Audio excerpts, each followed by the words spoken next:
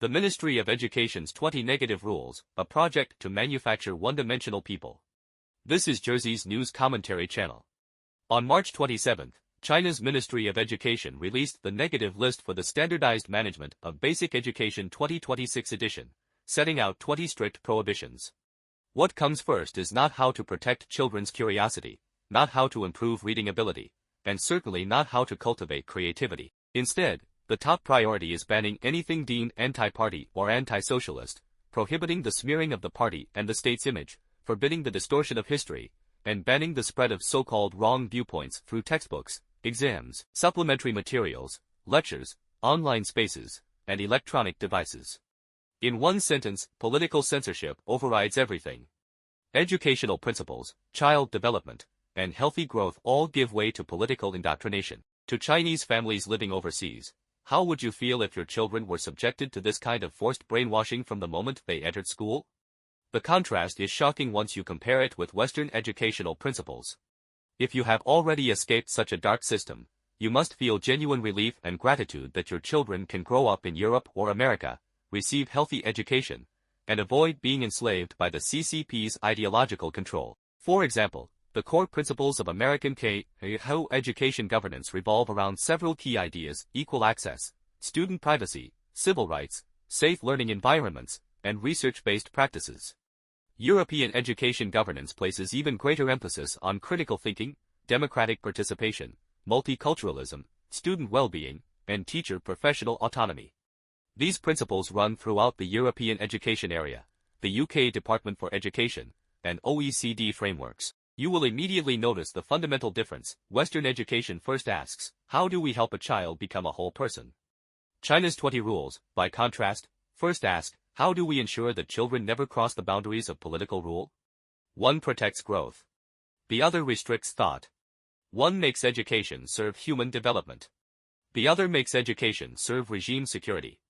From childhood, the CCP forcibly builds a cognitive firewall inside children's minds, imposing ideological barriers so they grow up in ignorance only to become obedient, exploitable human resources later in life. This is the most fundamental divide between China under CCP rule and free democratic nations in the West. In truth, healthy basic education is not complicated, but 5 principles must always be upheld.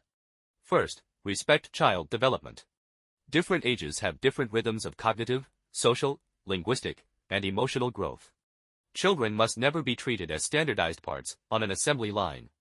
Second, cultivate independent thinking. Education is not about stuffing children with official answers, but training them to ask questions, analyze evidence, and form their own judgments. Third, protect teacher autonomy. Teachers are not political loudspeakers or carriers of ideological poison. They should be professionals making decisions based on subject knowledge, experience, and child psychology. Fourth, encourage pluralistic discussion. History, society, ethics, and science should all allow students to encounter different perspectives, rather than accept a single narrative through forced indoctrination that cannot be questioned, debated, or challenged. Fifth, treat students as real human beings.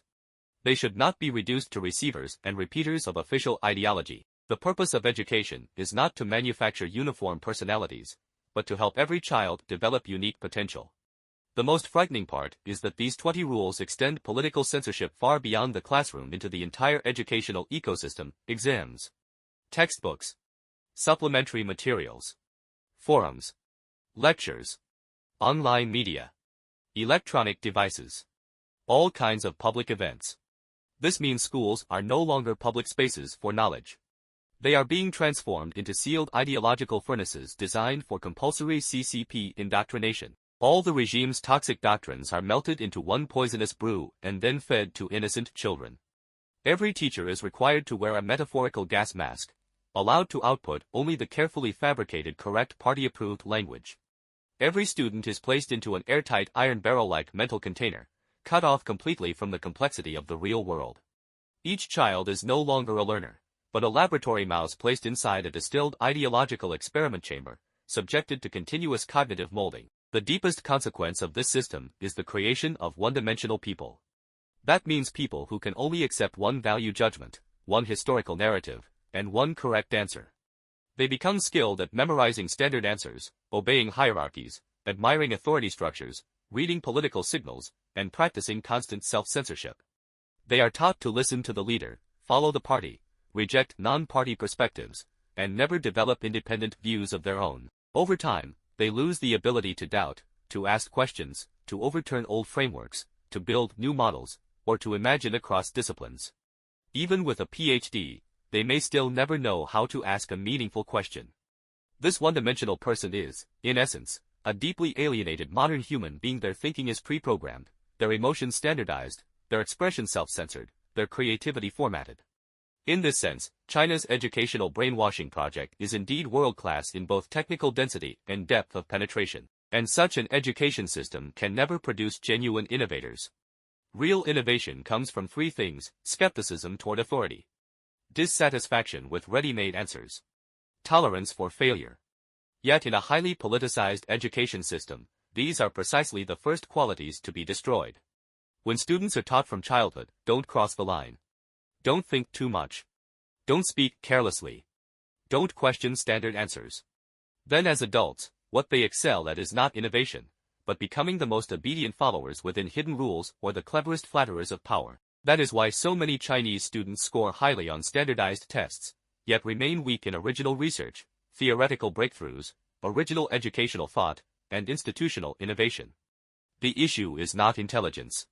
The issue is the educational structure. We often hear people proudly say that half of America's top AI talent is Chinese. My response is simple: why are they all in America, and not in China?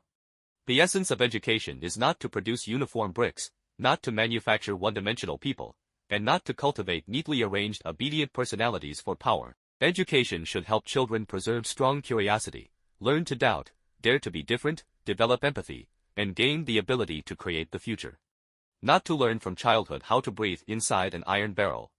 What is most hateful about this 20-rule negative list is not only what it says, but what it proves yet again. Under the CCP system, education is not for children first, it is for power, and for the perpetual reproduction of power across generations. When a country defines the first priority of basic education as ideological security rather than child growth and independent thought, what it produces will never be free human beings, but only standardized one-dimensional people.